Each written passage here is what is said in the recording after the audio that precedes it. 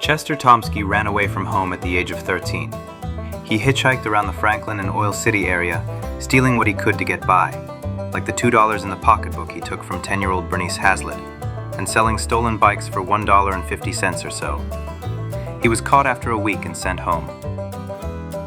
4 years later, when he was 17, Chester was arrested behind the wheel of a car he'd stolen from the parking lot of the Matthews Conveyor Company.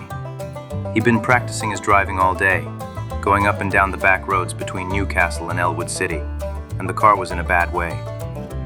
He was given 6 months in Huntingdon Reformatory. He went there the same day his father, Frank, started his own 6-month sentence in the Allegheny Workhouse for selling liquor without a license. Chester started stealing cars again within weeks of his release. The police went to his parents' house, where he'd been living since he got out, but he wasn't there. He had left home as soon as he heard the police were looking for him, taking with him his father's only suit, which he stole while Frank was out. On the 4th of May, an off-duty policeman called Thomas Boyle was taking his wife for a drive in the country when he noticed a stolen Plymouth at a sandbank on the road beyond the Moffat School. Chester was sitting behind the wheel. Chester saw Officer Boyle recognize him and started his engine, taking off across Hickory Heights to the Harlansburg Road. Boyle went after Chester along the dirt roads towards Eastbrook. Chester ditched the Plymouth and ran into a swamp. Boyle found him hiding under some bushes. The next day, Chester pled guilty to larceny of an auto, hoping for a light sentence.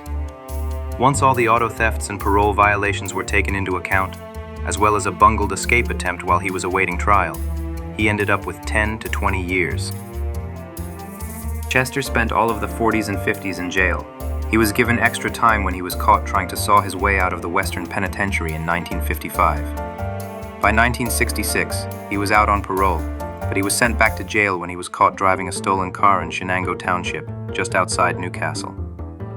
By the time he got out of jail again, he was over 50, and he had seen about as much of life outside of an institution as most of the boys he was at school with had seen by their early 20s. From the day in 1937, when at the age of 17 he had been sentenced for stealing the car from outside Matthews Conveyor, he had been either in custody or on parole.